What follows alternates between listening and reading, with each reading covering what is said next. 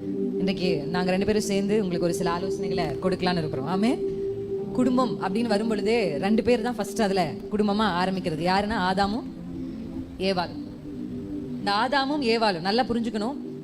ஒரு பிள்ளை நம்முடைய பிள்ளைன்னு நம்ம வளர்க்குற ஒரு பிள்ளை. இப்போ நாளைக்கு என் பிள்ளை ஜூடானா திருமணம் ஆகிற வரையும் அவனுடைய பிள்ளை, திருமணம் ஆன உடனே அவன் புருஷன். அல்லேலூயா. குடும்பத்தில் இருக்கிற தாய்மாரும் தகப்பன்மாரும் ஒன்று நல்லா புரிஞ்சுக்கணும். என்னன்னா, கல்யாணம் பண்ணி ஒரு பிள்ளைய கைப்பிடிச்சு கொடுக்கிற வரையும் அவர் நம்ம பிள்ளை. நீங்க சொல்றதான் அவர் கேட்கணும். எந்த முடிவெடுத்தாலும் உங்களோட ஆலோசனை செய்யணும். ஆனா திருமணமாயி ஒரு மகளோடு நீங்க அவர் கையை பிடிச்சு கொடுத்துட்டீங்கன்னா அவர் என்ன ஆயிடுறாரு? ஒரு தனி குடும்பமா, ஒரு புருஷனா மாறிடுறாரு. அல்லேலூயா. இதுக்கப்புறம் கல்யாணத்துக்கு முன்னாடி நம்ம பிள்ளை நம்ம கிட்ட எப்படி இருந்துச்சோ அப்படியே கடைசி இருக்கணும் அப்படின்னு நம்ம என்ன பண்ணக்கூடாது? எதிர்பார்க்கவே கூடாது, முடியாது. ஏன்னா இப்ப அவர் ஒரு புருஷன் ஆயிட்டார். இப்ப புருஷன் ஆன உடனே முடிவுகளை யார் எடுக்கணும்? புருஷன் தான் எடுக்கணும். அல்லேலூயா. ஆமா. இப்ப முடிவுகளை எடுக்கிறதும், அந்த குடும்பத்தை எப்படி நடத்தணும், பிள்ளைகளை எப்படி நடத்தணும் அப்படின்ற முடிவுகளை எடுக்கிறதும், பொறுப்புகளை சுமக்க வேண்டியது ஒரு புருஷனுடைய கடமை.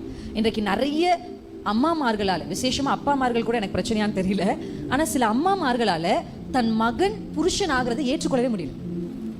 அவன் என் பிள்ளையாவே இருக்கணும்னு நினைக்கிறீங்க. நீங்க அவங்க பிள்ளையாகவே இருந்தாங்கன்னா கடைசி வரைக்கும் உங்க குடும்பத்துல என்ன வராது? சமாதானம், சந்தோஷம் என்ன பண்ணாது? வராது. நீ புருஷன்பா, இனி நீ என்ன பண்ணு, எனக்கு கற்றுக் கொடுத்துருக்கிற மாமியும் மாமனாரும் அப்படி ஒரு எங்களை கைப்பிடிச்சு கொடுத்ததுக்கு அப்புறம் எங்களுக்குரிய முடிவுகளை நாங்க தான் என்ன பண்ணுவோம்?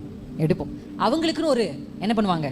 ஒரு கோடை போட்டு இதுக்கப்புறம் நம்ம பிள்ளைங்களுடைய வாழ்க்கை, நீ முடிவெடுப்பா, நீ சொல்லு அப்படின்னு சொல்லுவாங்க. நாங்க அவங்களை கனப்படுத்துறதுனால எங்களுக்கு ஆலோசனை கொடுக்க மாட்டாங்க, அப்படியே எங்களை விட்டுருவாங்கன்னு இல்லை. ஆனா எங்களுக்கு ரெஸ்பெக்ட் கொடுப்பாங்க. எனக்கு இப்ப நிறைய தகப்பன்மார் தாய்மார்கிட்ட குறைவு என்ன இருக்குன்னா, பிள்ளைகளை நீங்க ஹானர் பண்ணுங்க பிள்ளைகளை. ஆமே.